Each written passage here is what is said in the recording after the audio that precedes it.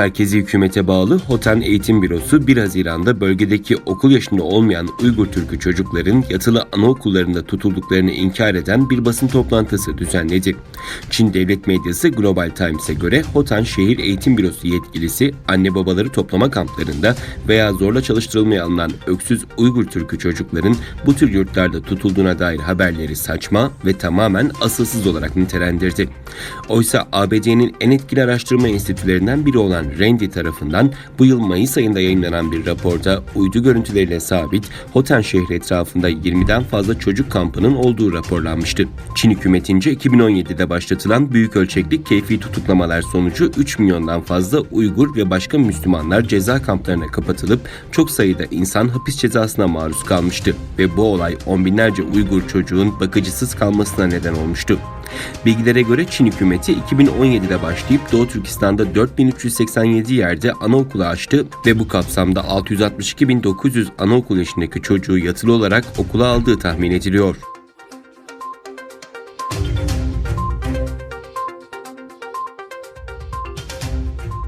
Uygur İnsan Hakları Yasa Tasarısı resmi olarak 2 Haziran Salı günü ABD Kongresi'nden Başkan Trump'ın yasayı imzalaması için Beyaz Saray'a gönderildi. Temsilciler Meclisi Başkanı bir törende tasarının Çin hükümetine ABD'nin insan hakları ihlallerinden çok haberdar olduğu için açık bir mesaj gönderdiğini söyledi. Ayrıca ABD'nin Çin'deki insan hakları sorunlarına dikkat ettiğini ve insan hakları kurbanlarının yalnız olmadığını iletti. Pelosi ayrıca bu haftanın Tiananmen Meydanı olayının 31. yıl dönümünü anacaklarını ve bu tasarıyı imza için devlet başkanına göndermenin çok önemli olduğunu söyledi. Senato Uygur İnsan Hakları Politikası Yasasını 14 Mayıs'ta oy birliğiyle kabul etti. Temsilciler Meclisi tasarıyı 27 Mayıs'ta ezici bir oyla kabul etti. Tasarı parlamentonun her iki kanadı tarafından onaylandıktan sonra Başkan Trump'ın 10 gün içinde tasarıyı imzalaması veya veto etmesi gerekiyor. Aksi takdirde tasarı otomatik olarak yasalaşacak.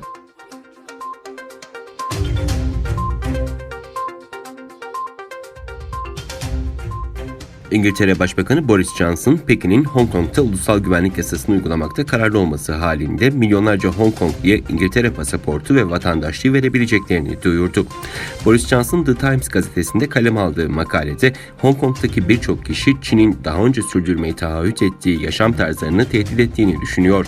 Eğer Çinli yetkililer bu yolda devam ederlerse ve bu insanların korkularını haklı çıkarırsa İngiltere bu olanları görmezlikten gelemez. Aksine yükümlülüklerimizi yerine getirir ve bir alternatif sunarız dedi.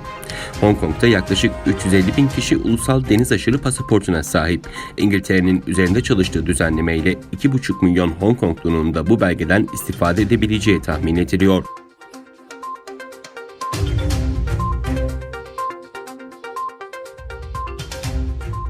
ABD Ulaştırma Bakanlığı, Çin Havayolu şirketlerinin tarifeli ABD uçuşlarının askıya alınacağını bildirdi. Bakanlıktan yapılan açıklamada Çin yönetiminin ABD havayolu şirketlerinin ülkeye uçuşlarına devam etmesine izin vermemesi üzerine söz konusu kararın alındığı vurgulandı.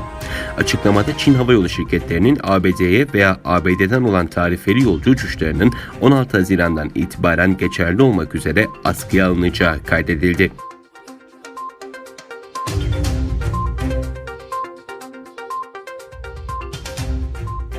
ABD'de savcılık 25 Mayıs tarihinde diziyle George Floyd'un boynuna bastırarak ölümüne neden olan polis memuruna yönelik cinayet suçlamasını ağırlaştırdı. Minnesota senatörü başsavcının polis memurunu 2. dereceden cinayetle suçladığını söyledi. Polis memuru daha önce 3. dereceden cinayetle suçlanıyordu. Böylece polis memurunun suçlu bulunması halinde 40 yıla kadar hapis cezasıyla cezalandırılması mümkün hale geldi. Savcılık diğer 3 polise de cinayete yardım suçlaması yöneltti.